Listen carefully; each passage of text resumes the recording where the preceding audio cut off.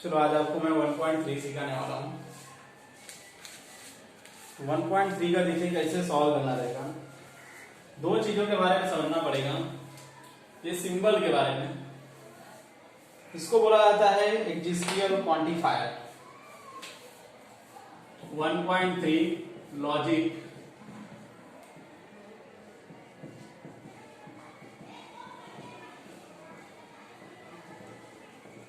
एक्जिस्टियल quantifier बोला जाता है, और इसको बोला जाता है यूनिवर्सल क्वांटिफायर।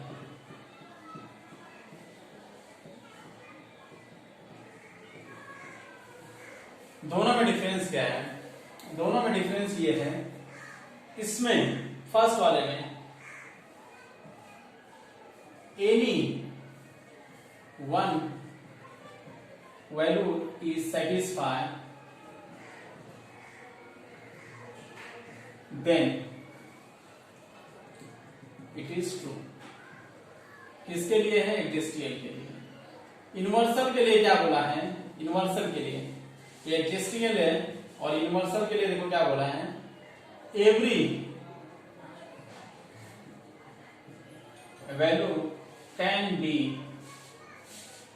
सेटिस्फाई। सब का सब वैल्यू सेटिस्फाई रहेगा तभी वो ट्रूथ होएगा। फिर से बता देता हूं, एक्जिस्टियल मतलब ई वाले के लिए अगर एक भी वैल्यू सेटिस्फाई निकला, इसका मतलब होता है कि वो क्या है? ट्रूथ है। और इसमें ये होता है कि सबका सब वैल्यू सेटिस्फाई होना चाहिए, तभी क्या रहेगा? ट्रूथ रहेगा। ठीक है, तो मैं आपको जब सम्स बताऊंगा तो आपको समझेगा। मैं जैसे जैसे पढ़ाते जाऊंगा वैसे वैसे आपको बताते जाऊंगा, तो ये याद करके रखने का।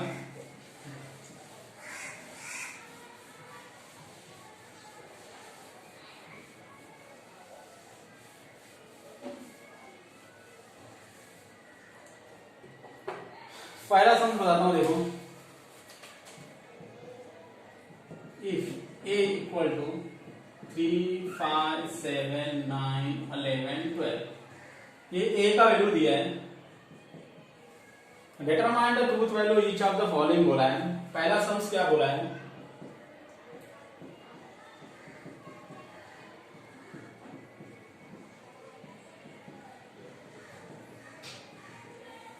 ठीक है, मैंने क्या बोला था कि ये सिंबल क्या बोलता है कि एक भी वैल्यू सेटिस्फाई रहा तो ट्रूथ रहेगा। तो हम लोग क्या करेंगे, ए का वैल्यू यहां पे दिया है, देखो ए का वैल्यू दिया है 3, 5, 7, 9, 11, 12, ये ए का वैल्यू है।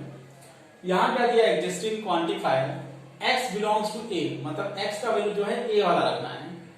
तो मैं चेक करता हूं, पहले रख के x की जगह पहले 3 रखता हूं। 3 माइनस 8 कितना होगा? 1 होएगा? नहीं होएगा। 5 माइनस 8 1 होएगा? नहीं होएगा। 7 माइनस 8 1 होएगा? नहीं होएगा।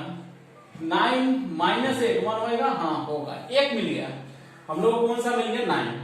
अब 11 वाला भी चेक कर लेता हूं। 11 माइनस 8 1 होएगा? नहीं होएगा। 12 माइनस 8 1 होएगा? नहीं होएगा। तो हम लोग को क्या पता चला? एक वैल्यू पता चला। कौन सा? 9। तो ये क्या लिखूंगा आंसर में? Clearly x equal to 9 is satisfied to x minus 8 equal to 1।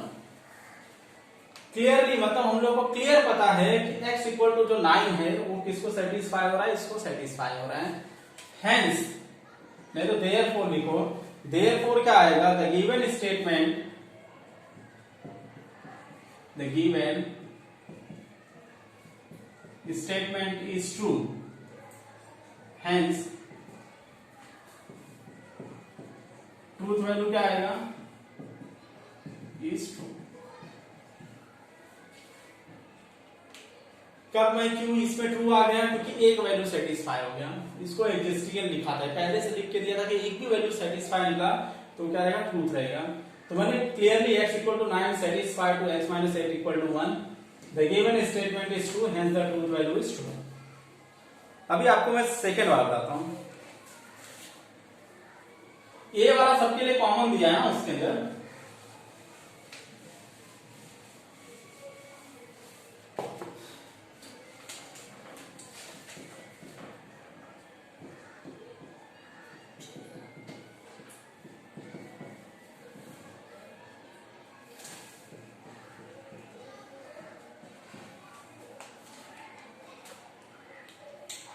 ये देखो यूनिवर्सल क्वांटिफायर है, पहले से लिख के दिया है। यूनिवर्सल मतलब सब का सब वैल्यू सेटिस्फाई होना चाहिए। एक भी ऐसा मैंने पहले लिखा था, every one value are satisfy, तो सब का सब वैल्यू अगर सेटिस्फाई रहेगा तभी ट्रूथ होएगा, नहीं तो नहीं होएगा। एक्जिस्टियर में एक भी मिल गया तो ट्रूथ रहेगा। अभी देखते हैं यहाँ पे x square x plus one, तो यहाँ पे 3 रखता हूँ। 3 का स्क्वायर 9 प्लस 3 कितना होएगा? 9 प्लस 3 आपका हो जाएगा 12। इवन नंबर है, हाँ ठीक है। 5 का स्क्वायर प्लस 5, 5 प्लस 5 25 प्लस 5 कितना हो गया? 30। नेक्स्ट आता है 7 स्क्वायर 49 प्लस 7 कितना हो जाएगा? 56। ये भी इवन नंबर है। 9 स्क्वायर 81 प्लस 9 ये भी 80 हो जाएगा, मतलब सबका सब आने वाला है। 11 स्क्वायर 121 प्लस 11 130। 12 स्क्वायर 144 प्लस 12, मतलब हम लोग क्या पता चला है यहाँ पे, क्या आपको क्लियरली पता चल रहा है? क्लियरली ये पता चल रहा है कि x equal to 3 5 7 9 11 12 is satisfying to x square plus x is an even number. ये सबका सब सेटिस्फाई कर रहा है, हेंस ट्रूथ वैल्यू क्या आएगा? हेंस स्टेटमेंट इज क्या है? ट्रू। देयरफॉर लिखने का statement is true, hence truth value is क्या आएगा? ट्रू। जिसमें सेटिस्फाई नहीं होता, जैसे एक और थर्ड सम से मैं आपको कौन सा बताऊं,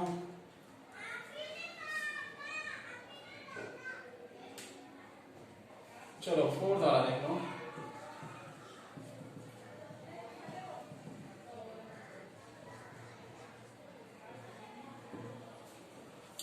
यूनिवर्सल दिया है x इज इवन नंबर, तो इवन नंबर कौन सा है? क्या नहीं है। तो कौन कौन सा इवन नंबर नहीं है, तो मैं क्या लिखूंगा clearly? x equal to even number कौन कौन सा नहीं है? 3 5 7 11 9 11 इज नॉट यहां पे आएगा, क्योंकि बोला था x इज इवन नंबर, तो यूनिवर्सल दिया तो सबका सब होना चाहिए वही चीज। तो यहाँ पे इवन नंबर सब है क्या? नहीं है। इसमें ऑड नंबर भी है, 3 5 7 9 11 इज नॉट सेटिस्फाई। सेटिस्फाई किसको सेटिस्फाई नहीं कर रहा है? 2 x square plus x, sorry x is an even number, इसको सेटिस्फाई नहीं कर रहा है। देयरफॉर क्या आएगा? Statement is false. Statement is false, तो स्टेटमेंट भी फॉल्स हुआ क्योंकि इतने नंबर सेटिस्फाई नहीं कर रहे थे। ये यूनिवर्सल था, ये एक्जिस्टियर होता ना तो तुरंत सेटिस्फाई हो जाता था। क्यों? क्योंकि एक भी नंबर मिल गया उसके अंदर इवन नंबर, तो सेटिस्फाई है, मतलब ट्रूथ वैल्यू क्या रहेगा? ट्रू रहेगा। लेकिन यूनिवर्सल का मतलब होता है सबका सब सेटिस्फाई होना चाहिए। ऐसे और भी दिया है, वो सॉल्व करोगे। अब आपको मैं ड्यूल सिखाता हूं, ड्यूल कैसे लिखना है।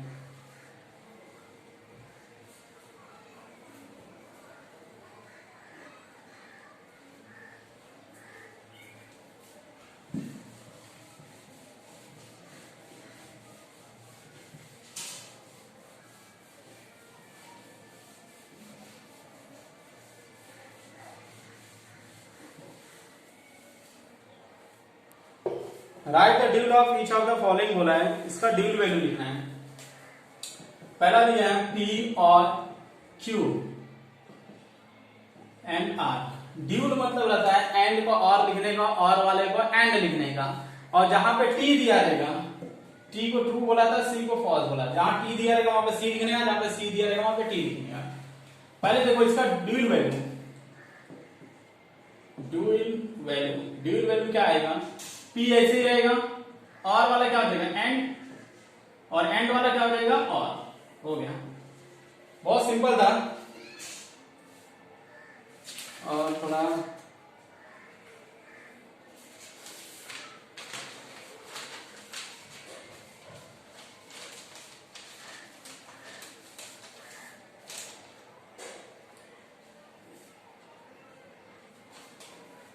ये आप देख लो 4th वाला, negation P and negation Q and P और Q and negation R।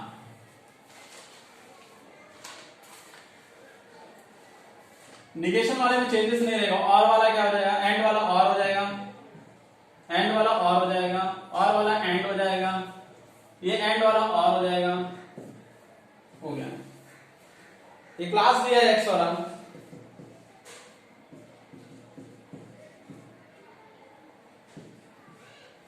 इसमें देखो पी ऐसे ही रहेगा, और वाला एंड हो जाएगा, ये और वाला एंड हो जाएगा, सी की जगह क्या आएगा, ट्रू।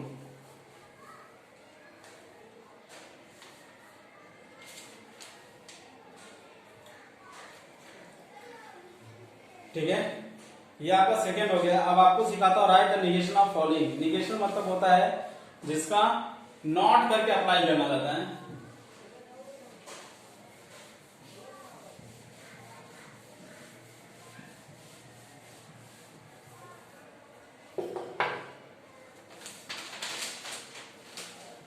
थर्ड का फर्स्ट देखो, right the negation of following बोला है,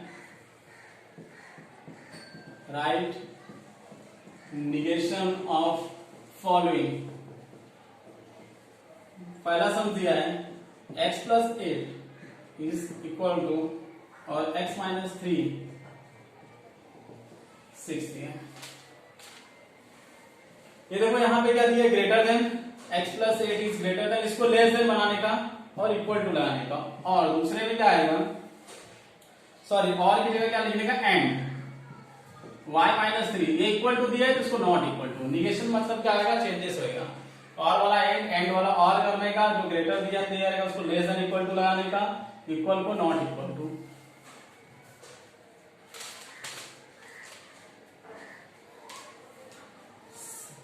अभी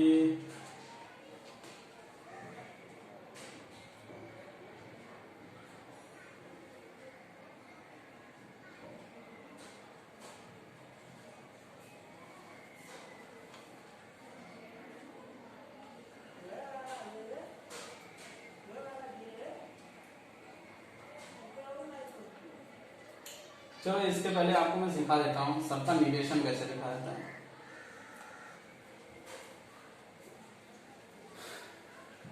ये तो मैंने पहला सम बताया, उससे पहले कुछ इन्फॉर्मेशन देना था, और इन्फॉर्मेशन आपको नहीं दिया हूं, इन्फॉर्मेशन दे देता हूं, याद करके आपको लिखना रहेगा। पहला चीज, negation of P and Q, ये निगेशन का होता है। इसका फॉर्मूला क्या होगा, निगेशन ऑफ पी, एंड वाला और हो जाएगा निगेशन क्यू। सेकेंड फॉर्मूला आता है निगेशन ऑफ पी और क्यू, इसका क्या आएगा, negation P and negation Q, दोनों में निगेशन अप्लाई होएगा, बस और वाला क्या हो जाएगा, एंड। थर्ड आता है negation of P implies Q, implies वाले में क्या आना पड़ेगा, पी और निगेशन क्यू।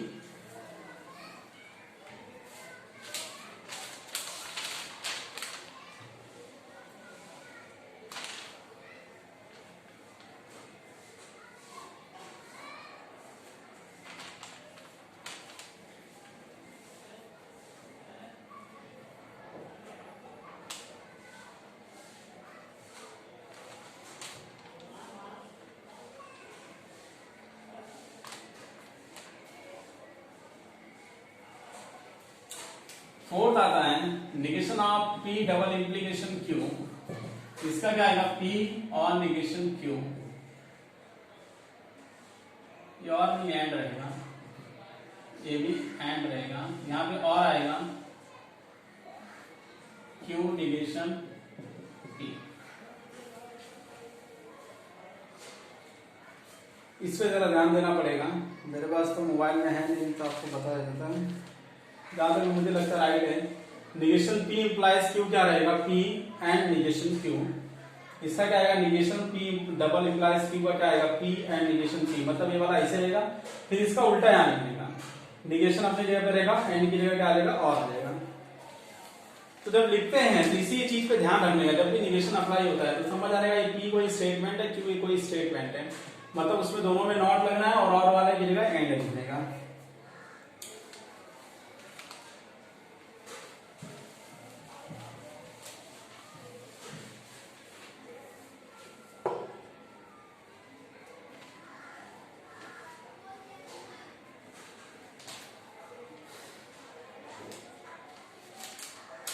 जैसे कि ये सम्स आपको बताता हूं, थर्ड का थर्ड दिया है,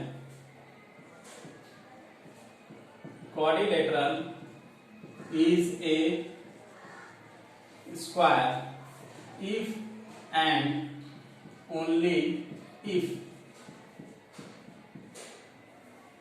it is rhombus. इसका निगेशन लिखना है, पहले इसको P कंसीडर करने का। लेट P क्या आ जाएगा, quadrilateral is a square, Q क्या हो जाएगा, it is rhombus। P आपका क्या आ गया, quadrilateral is square, Q क्या हो गया, it is a rhombus। Symbolic form में लिखते हैं इसको।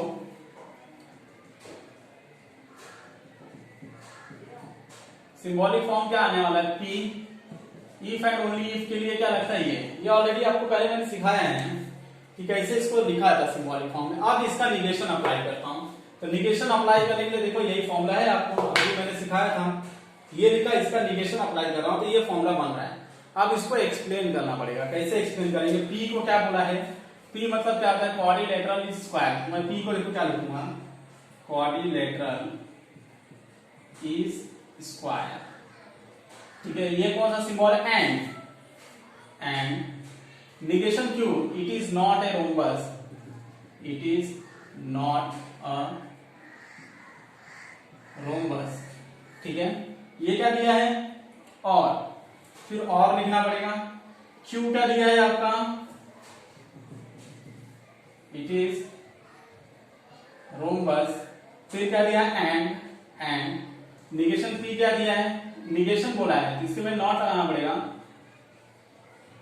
क्वाड्रिलेटरल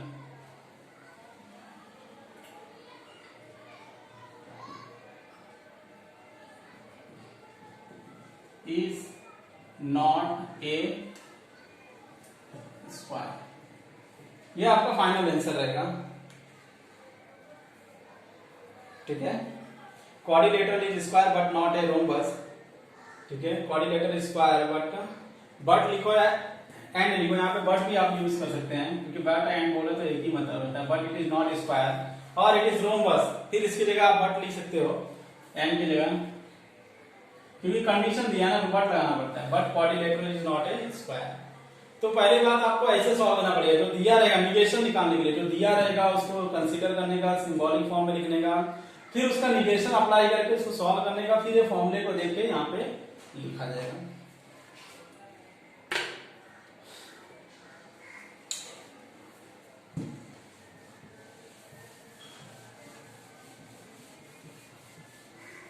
जिसमें डबल दिया रहेगा उसको ही कंसीडर करना पड़ेगा, जो सिंगल वाला है उसको नहीं कंसीडर करना पड़ेगा। जैसे कि एक और दिया है यहाँ पे देखो, √2 is a rational number, √2 is a rational number, तो मैं क्या लिखूंगा, √2 is not a rational number, क्योंकि सिंगल दिया है ना, तो सिंगल में नॉट आपको लगा के निगेशन का, जिसमें ऑल दिया रहेगा उसको सम लिखने का, और सम दिया रहेगा तो और, जैसे कि ये सम दिया है, all natural number are whole number, इसमें क्या आएगा, ऑल की जगह सम, ये आंसर है सम नेचुरल नंबर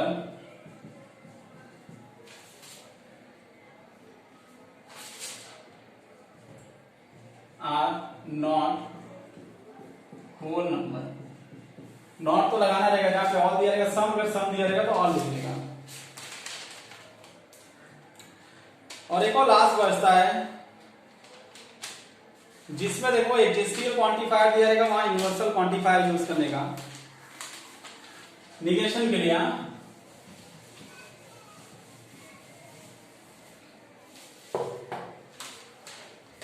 जैसे कि 9th वाला सम दिया है, existential quantifier x belongs to n such that x minus 70 is less than 20। यहाँ पे एक्जिस्टिव की जगह यूनिवर्सल क्वांटिफायर निगेशन में x belongs to n such that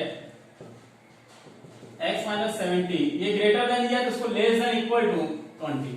मैंने बताया था ना, ग्रेटर देन दिया रहेगा, लेस देन इक्वल टू लगाने का। अब लास्ट बचता है आपका कॉन्वर्स, इनवर्स और कॉन्ट्रापॉजिटिव। ये आपको सिंपल है, सिखा देता हूं। ठीक है, बाकी जो बचा हुआ देखो, जितना मैंने बताया उतना होमवर्क करके आपको सेंड करना रहेगा। मैं स्क्रीन में जो दिया रहेगा वो सेंड करो। और ये क्वेश्चन नंबर 4 हो सकता है नेक्स्ट लेक्चर में बता दूंगा आपको। ठीक है।